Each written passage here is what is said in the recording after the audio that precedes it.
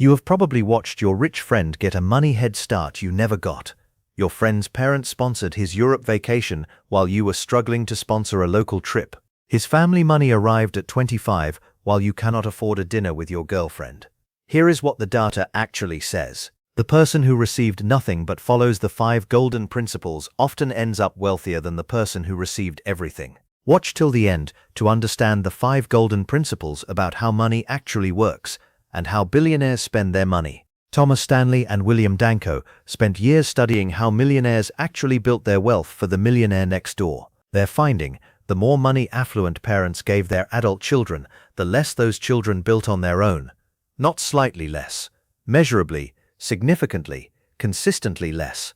The gift did not add to their wealth building, it quietly replaced it.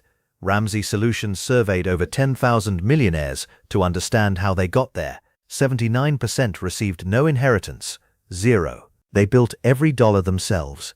The 21% who did receive something described it as a footnote, not the reason. The behaviors were the reason, and those behaviors were already running long before any money arrived. Read that again. The help did not supplement what they were building, it substituted for it. Every dollar of support from parents corresponded to a dollar less the child generated independently. Here is why that happens, and this is the part nobody explains. When significant money arrives, your brain does not register a financial event. It registers a safety signal. The specific part of your brain that has been generating the pressure to track every dollar, negotiate every raise, and automate every contribution, that part receives the signal and quietly stands down. The budget review you were doing every Sunday stops feeling necessary because you have a cushion now, and missing 1 week feels low stakes. The salary negotiation you had been building the nerve to have gets pushed to next quarter because the risk of it going badly feels less urgent when there is money sitting there. The retirement contribution increase you promised yourself gets deferred to next month because there is no specific crisis forcing you to do it today. None of these feel like decisions. They feel like circumstances. And that is exactly what makes them so expensive, because circumstances do not announce themselves as wealth destruction while they are happening. Guido Imbens, Donald Rubin, and Bruce Sacerdote tracked lottery winners for 2 decades. For every dollar received in winnings, recipients reduced their own labor income by approximately 11 cents per year, every year, for years afterward. Not in the month they won, persistently, across years.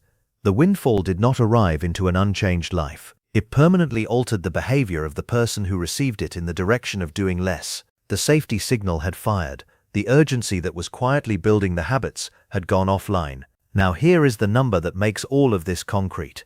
Someone who receives $50,000 at 28 and follows the typical pattern ends up with approximately $71,000 from that inheritance by retirement after accounting for how their savings behavior changes.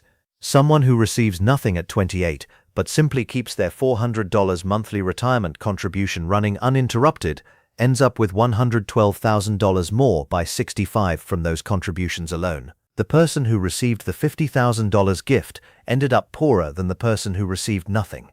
Sit with what that actually means, and here is what makes it worse. The behavior change does not automatically correct itself when the money is gone. By the time the windfall is spent, the lower savings rate has become the new baseline. The urgency that would have reversed it never returned. The research is consistent on this. Behavioral changes triggered by windfalls tend to persist well beyond the period the windfall lasted. The inheritance does not just spend itself, it spends some of the wealth the recipient would have built without it, and then it keeps spending. The same $50,000 arriving at 52 tells a completely different story. At 52, you have been investing for 25 years. Your contributions are automated and run without you thinking about them. The safety signal fires when the money arrives, but there is nothing for it to stand down. The habits are too embedded to soften. You invest the $50,000 within a week, and it compounds at 8% for 13 years into approximately $136,000. Nothing else in your financial life changes. The money landed on top of a system that was already running and simply made it run faster. Same amount. Dramatically different outcome. The only variable was whether the habits existed before the money arrived or were still being built when it got there. Cornelius Vanderbilt died in 1877 as the wealthiest man in America. In 1973, 120 of his descendants gathered for the first family reunion, and not one of them was a millionaire. The Rockefellers studied exactly what happened to that money and built their transfer differently. Allowances with required account books for every cent, salaries earned before inheritances received, behaviors demonstrated before assets accessed. 7 generations later, the Rockefeller family still has significant wealth. The only difference between those two outcomes was the sequence: behaviors first, money second. So here are the exact moves, because knowing a problem exists without knowing what to do about it is just anxiety with extra steps. The first move: pre-commit before the money lands. If you know a transfer or inheritance is coming, open the investment account and schedule the automatic transfer the week before the money arrives. Before, not after. Your brain never fully registers money as available if part of it is already committed to leave before it touches your life. The second move: never let it sit in checking. Move any windfall the same day it arrives into a high-yield savings account at a completely separate bank with no connected debit card. Money sitting in your regular checking account is money your brain has already mentally spent. The friction of a different bank with a 2-day transfer delay is not inconvenient. It is the entire point. It keeps the safety signal from firing at full strength. The third move: freeze everything you are already doing. Your $401,000 contribution, your automated investment transfer, your savings rate. Do not adjust any of it because extra money arrived.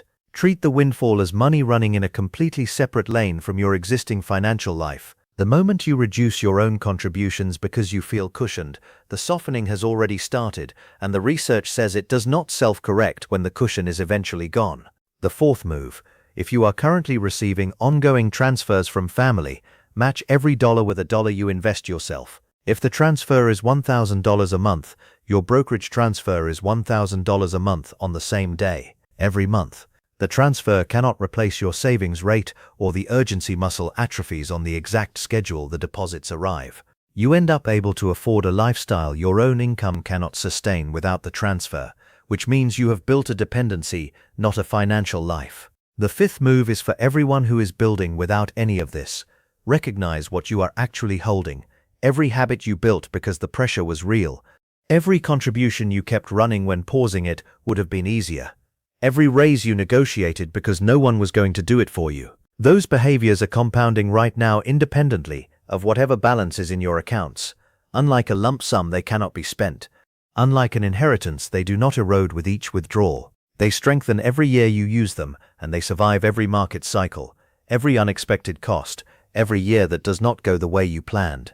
The wealthiest people in most rooms are not always the ones who received the most. They are often the ones who received nothing at exactly the right moment, when the pressure was still present and the habits were still forming. You might already be one of those people. You just have not calculated yet what that pressure was.